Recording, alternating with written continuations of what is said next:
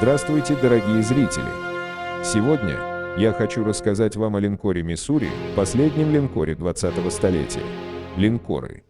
За последние 300 лет линкоры не раз сходились в бою, обрушивая друг на друга шквал огня. К началу Второй мировой войны эти мощные корабли уже безраздельно господствовали на море. Их гигантские орудия могли посылать смертоносные снаряды весом с автомобиль, поражая цели на расстоянии до 30 километров. Спустя век линкоры были среди самых быстрых и мощных военных кораблей, совершавших плавание в мировом океане. Грозное сочетание огневой мощи, брони и скорости стало основой развития линкоров. Линкор «Миссури», его имя выделяется из перечня боевых кораблей. 50 лет этот корабль был символом военно-морской мощи США. «Миссури» напоминает громадную крепость с огромными орудиями. Казалось, что такой корабль невозможно уничтожить или потопить. Его орудия могли уничтожить любого противника. Линкор «Миссури», этот корабль американцы назовут одним из самых известных и легендарных в истории их ВМФ. Действительно, этот линкор имеет славную историю. Он служил и отправлялся в отставку, потом возрождался и снова принимал участие в боевых действиях. На его борту произошло не главное, но одно из самых ожидаемых событий, возможно, всего 20 века. Был подписан акт о безоговорочной капитуляции Японии, означавший окончание Второй мировой войны. «Миссури» через почти 80 лет после своего создания не утратил боевые навыки и не прочь вступить в строй в очередной раз. Если это будет необходимо, он будет сражаться даже с инопланетянами, как это показано в фильме «Морской бой». Так что «Миссури» еще рано списывать со счетов, у этого седого ветерана еще остался порох в пороховницах. Линкор «Миссури», третий в серии линкоров типа «Айова», был заказан ВМФ США в 1940 году, а спущен на воду в 1944 году. У «Миссури» следующие, одни из основных характеристики. Длина – 271 метр, ширина – 33 метра, осадка – 10 метров, водоизмещение – 57 тысяч тонн, мощность двигателей – 200 тысяч лошадиных сил. Дальность плавания – 15 тысяч миль. Скорость – около 33 узлов, 61 км в час. Экипаж – около 2800 офицеров и матросов. Толщина бортовой брони – более 300 мм, а башни главного калибра защищает почти полуметровая броня. Для своего времени линкор был отлично вооружен.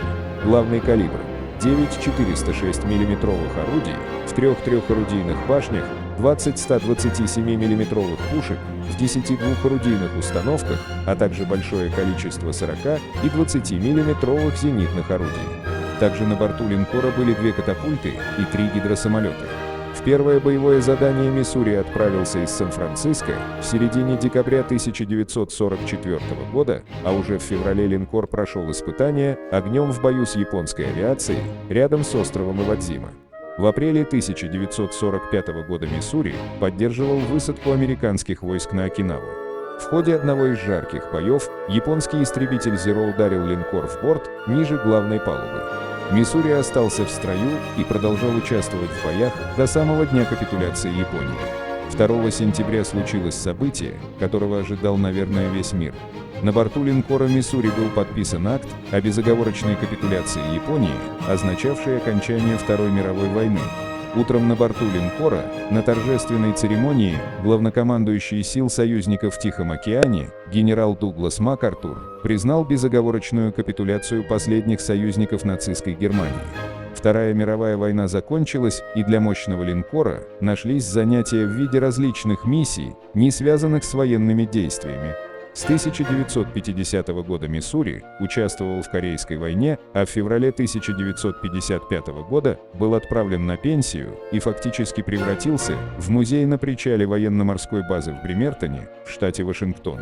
В середине 1980-х годах американское правительство решило значительно увеличить мощь своего флота, в результате чего по решению президента Р. Рейгана, поддержанного большей частью Конгресса, корабли типа «Айова» вывели из резерва и модернизировали. На линкорах было установлено ракетное вооружение, томагавки и гарпуны, и автоматизированные зенитные комплексы, были предусмотрены специальные позиции для переносных ЗРК «Стингер». Появилась самая современная электроника с навигационным оборудованием, а часть 127 мм орудий, а также все старые зенитки были сняты. Место гидросамолетов заняли противолодочные вертолеты. Пришла пора дедушке Мо расстаться с пенсионным покоем и вернуться на службу, чтобы обучать салак воевать. Численность экипажа Миссури после модернизации сократилась до 1500 человек. Корабль вернулся в строй в 1986 году, а уже в 1991 году принял участие в операции «Буря в пустыне», в течение которой Миссури неоднократно стрелял из своих главных калибров по береговым военным объектам иракцев. 17 января 1991 года в 1:40 с борта линкора «Миссури» были произведены пуски двух ракет «Томагавк», которые еще никогда не запускались с боевого корабля такого класса по целям, находящиеся на расстоянии 1400 километров в Ираке и Кувейте. Изначально 50-летние 16-дюймовые орудия произвели яростный огонь.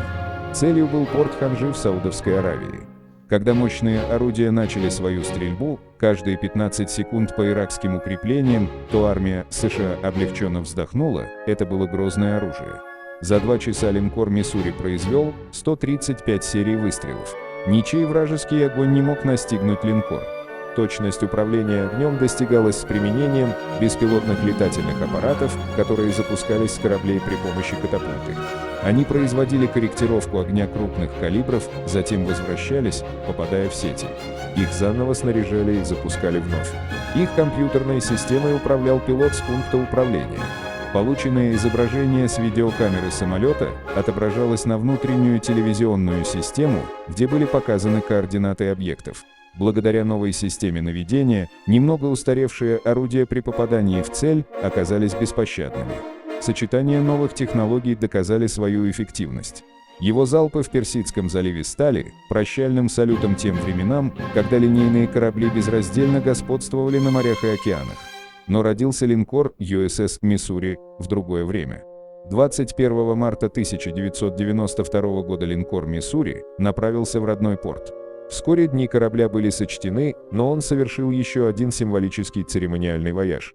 Линкор вернулся в Пёрл-Харбор, чтобы побывать на месте, где Япония втянула США во Вторую мировую войну. Для мощного боевого корабля USS «Миссури» символа всех линкоров Второй мировой войны это было путешествие назад во времени. 31 марта 1992 года на верфи в порту Лонг-Бич оборудование линкора было демонтировано.